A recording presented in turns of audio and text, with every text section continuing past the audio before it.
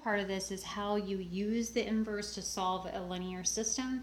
So what you would do here is if you're solving ax is equal to b, you can left multiply both sides by a inverse, and then by definition the inverse and a will cancel out, giving you that the solution is just the inverse multiplied by the constant vector matrix. So what you would need first is your matrix A.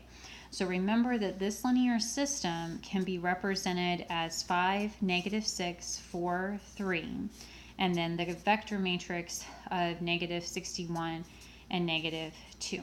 Okay, so if you look at this matrix and you're trying to come up with A inverse, that's where you're going to do 1 over the determinant. So 5 times 3, so 15, minus, and then these multiplied together, -24. And then we switch the main diagonal, so it would be 3 and 5, and then make these negative. So -4, +6. All right, so if you simplify this, what you would have here is you would have 15 plus 24. So I got to kind of move it over. Actually, let me do a separate sheet. So you would have A inverse is equal to 1 over 39, and then multiply that by 3, 6, -4, and 5. Okay? Now, to get the solution, you're going to multiply by the matrix B.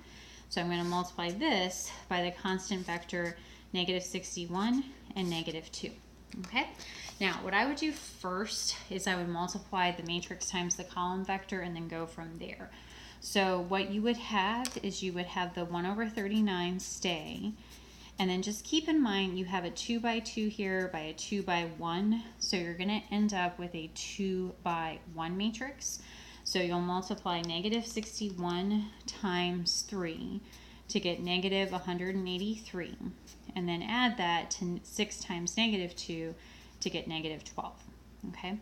And then for the second row, you will have -4 times the -61 to get 244, and then add that to the 5 times -2 to get -10.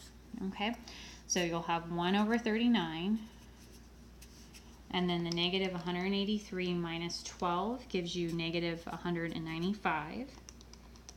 Okay, and then the 244 minus 10 gives you 234. Okay. And then the very last step would be to distribute this 1 over 39 to both of these terms. So if I did that, -195 divided by 39 gives you -5, and then 234 divided by 39 gives you 6. So that would be your answer, -5 and 6. And again, that means that x is equal to -5 and y is equal to 6.